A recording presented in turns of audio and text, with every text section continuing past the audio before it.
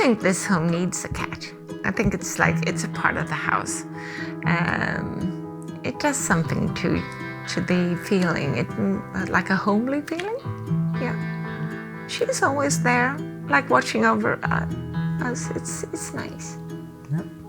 Our cat is called Selma. Yeah, she came to us just a little bit more than a year ago. Yeah, and she is this white, fluffy, holy Burma. And she is more like a dog than a cat because she wants to be next to us all the time. She follows us wherever we go, and she's like, on top of you or very close to you. And she's very, very friendly. She loves to be in a bowl. It was a bowl for apples, and it's really hard, but it's small and it suits her perfectly. And she's always, always lying there.